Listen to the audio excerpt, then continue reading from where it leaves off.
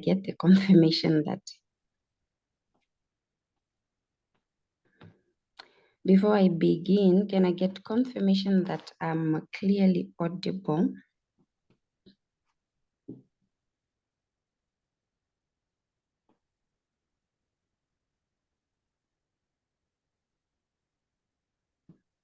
Thank you. Thank you, Lydia. Good morning. Just would like to say, may your day begin and end with a smile. And with that, we can get into what I've prepared to share with everyone today. So what I prepared today is I'm going to share some 5 ways to live life by. These have been shared by Dr. Wayne, one of I think I would probably call him a philosopher, but they're saying a self-help author. And he's one of the people or late people that I follow. His teachings online because he's very enlightened and gives some good tips on how we can go about life. Next slide, Lita. So the number one tip he shares is that when you change the way you look at things, the things you look at change. I know this might sound like a paradox, but in his explanation, he clearly outlined that your views on life are what basically create your life here on earth. So what are your views on life? What do you think about life in general? Do you think you live in a hostile or friendly universe? Because mind you, what you see, he explains that what you see the world is what you create for yourself. If you wake up maybe feeling so unwell, like maybe mentally, or you feel disrupted, or maybe you didn't have a good night's sleep and start seeing everything going wrong. Firstly, maybe in the house, when you go out there in the street, you start seeing a lot of things going wrong, like with traffic or with just colleagues or with anyone. Like you basically start seeing the things that you were, like reflecting the things that you are thinking in your mind. So he advises us to change the way we see things in life and basically speaks about positivity because the best way to change life to your advantage is seeing the good in it. Because of course there are bad things happening in the world. We know there is war here and there, but there's also positivity. There's also positive things that are happening. The unfortunate part or thing is only that the media house or the media that we follow mostly focuses on negative news. So we have to be careful what we feed our mind because that affects the way how we see things and affects our mood and affects how we live life basically. Next slide, leader. And then the second one, he says, there are no justified resentment on earth or in life. And this he speaks to the way I interpret this as carrying around garbage from people who have wronged us. So he says that it doesn't matter how many people or how bad someone has wronged you or how much bad things are going on in your life. The bad things or the bad treatment, maybe abuse or failed relationships or betrayal that you think I have the right to be resentful about this. Because of course you do have the right, but you have to understand that all this, the impact of your resentment, your anger, your whatever, everything that you bottled up inside you, it only ends up hurting you. Because mind you, sometimes the person that you're resentful about or the thing that you're resentful about doesn't even know that you feel that way about them. And he further went to explain it more clearly to say that nobody dies of snake bite. When a snake bites you, like one bite of snake doesn't kill you, because it's this, when the snake bites, it deposits poison in your body, and that poison is the one that kills a person, not necessarily the snake bites. So we can't avoid snake bites in life.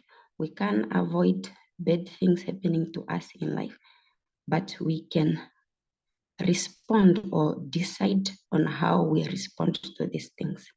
Because if you don't treat the poison, like if you get a snake bite and sit on it, you don't go to the hospital, you don't seek the necessary help, the poison will kill you. So he just says then we should, in life, we experience challenges. Life in itself does not come easy. We all know this. So the best way to approach it is just to embrace those challenges that you are experiencing, and learn to focus on the lessons that are there they are there to teach you, because every experience in life comes with a lesson. You only become different if you decide to focus on the downside of things. If you decide to dwell into the challenge, which can even maybe sometimes leads to depression or suicide, that's how you, like, it can go that bad. But if you decide to focus on the lessons that whatever experience came to or has to teach you, you just pick those lessons and move forward, turn them into learnings, positive learnings. Yes, you can move, leader. Thank you. And this one is the biggest one of all, and we all know that this is what we preach in the Forever Business, to say that what you think is what expands, and that's what you become. This speaks to the slogan or the statement that we usually share in the groups, to say that it's your mindset. Your mindset creates your life, basically. And Dr. Wayne now explains that we are all capable of achieving extraordinary things in life. We are all capable of achieving success, but it all begins with how we think, how we view life, like I explained earlier. Because even there is even a verse in the Bible, and I think I hope I quoted it correctly, Proverbs 23:7, which says, "As man thinketh, so he becomes." So you become what you think all day long. Because think about your thoughts as prayers. When you are praying for something, that is what you want. But now with thoughts, some just come uncontrollably, but you need to understand that as you think, because thoughts are also connected or can be explained as energy, or creates certain types of energy. So this energy, say you are thinking negative things, they go out into the universe, just like your prayers, and then they come back, or they go out there, they gather the same thoughts, the same negativity, and that's what comes back to you. So guess what? If you are always dwelling in negative thoughts, or what is going bad in your life, that's basically what comes around. So then he shares that we need to be careful of what we think about, which means you should focus on the positive thoughts. You should dwell into positive thoughts. And I know it's difficult to do this, but he also further shares that if you focus on what is working in your life, or focus on being grateful, then you are sending out positive and grateful thoughts into the universe, or prayers of gratefulness and positivity to God. And then God grants, or the universe grants you the same positivity or the gratefulness. Because even yourself, if you say you bought your sister a dress, a nice dress that you find in the shop, and you decide, let me buy this dress for my sister, it's so nice, and you give it to her, and she just goes mute. No thank you, no nothing. The next day when you see something in the shop and you think of her, something nice for her, will you buy it? you are most probably not going to buy it because you then think about her response to what you gave her earlier. Meaning, what is the use of giving her if she's never grateful? So it works in the same way. If you cultivate thoughts of gratefulness, God will appreciate that you appreciate what you give him, and he gives you more. If you focus your thoughts on positive thoughts, the positive thoughts go out into the universe and gather more positive thoughts. So let us be careful of what we think about. Next slide, leader. The fourth one talks about having a mind that is open to everything and attached to nothing. This one is also big in the forever business because in the beginning or in some of the training that we attend, we are taught to divorce our self from the results. Because if you say you approach someone with the intention of having them join the business or join your team, and they say no, maybe no, not now, but you just take it as a no, or you had earlier expected them to say yes, and then they say no, it might crush you. So if you just cultivate a mindset of just sharing without expecting any results, without expecting them, of course, you know your intention is for them to join you, but you are not putting up expectations to say, I want them to join me today or tomorrow. Because then when they say no, then it doesn't crush you. Yeah, that's on attachment. Open mindset, we say, or he says that no one knows enough. No one knows enough, no one knows everything. So we should be open to ideas. We should be open to, if somebody say presents something to you that is new or you have never thought about, instead of just shutting it down or starting to be judgmental about it, rather explore, because some things might look however negative, but there's always something to learn about or to learn from them. And he says, if we close our mind of whatever opportunities that are presented to us or whatever things that we might think of doing, and then you just say maybe it's not possible, we are shutting out the genius in you, because he says that, which I also believe, that everybody has something in them that they are created to offer. So the more you are open to ideas, the more you are open to exploring, the more you are open to learning, the more you get closer to whatever that goal that is planted in you. So yeah, the other one I wanted, or other point I wanted to stress is that an open mindset or open mind says, even if no matter how negative someone comes for you, maybe they planned to maybe destroy you or just break you down with some bad words, you can just say, wow, that's an interesting point of view. I've actually never thought of it, or apply my mind to it. Or you can simply say, well, you are right. I think you are right in saying so. And then it just ends there, because sometimes some people come with intentions of breaking you down, but when you neutralize your response, you are not defensive, then they also just calm down and their plans are shattered right away. Can go to the next one later.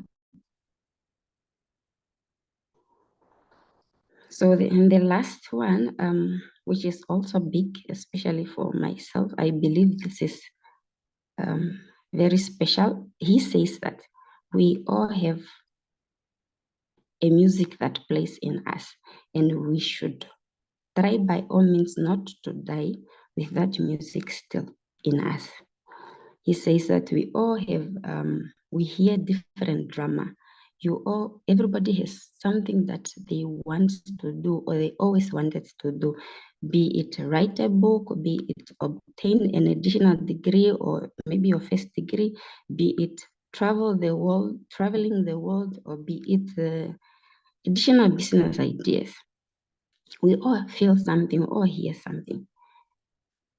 And he stresses that we hear this and feel this because we all showed up here for a purpose. and we have a heroic mission to accomplish. So our mission or our goal is to listen. Our task is to listen to that personal music in you, and you start matching to it. We know everything, almost everything, if not everything, requires money. Maybe the book that you want to write requires you hiring someone to say maybe review it, or even just publishing when it's done. If you know that is your music, then you have to make arrangement, like other possible means that can enable you to get to that goal. And that's why you find a lot of us or many people exploring business ideas, doing the forever business. Of course, I know some, many, if not, yeah, maybe everyone, most people are playing in their purpose, in the forever business. That's why they are excelling, but could always be something on top of that that just comes up in your thought. And he says, let us match and let us match to that music, no matter how weird it is. Yes, basically, no matter how weird or impossible or how people view it when you explain it to people. You know, I'm sure we have all come across that phrase that says, if your dreams are not scary enough, they are not, yeah, like something in that line. That if something is that scary and you know your heart ponders on it, then that probably is your purpose, and that is probably your dream that you need to go after. Because he says we must not get to the end of our life without acting on that music in our heart, because he also gave example of people or interviews of people who were in their sick bed and nearing death, obviously in old age, and they had a lot of regret on life, saying that they wished, or everybody said that they wished they could have done what they wish they could have lived longer. But now I see that this is lessons for us to learn from, so that we plan and live our life accordingly, so that at the end of our life we know we lived and we will be at peace. That's basically what I wanted to share with you, leaders, today, and I want just to leave you with that. Let's have it as a quote to say, don't die with your music still in you. Thank you and have a productive day.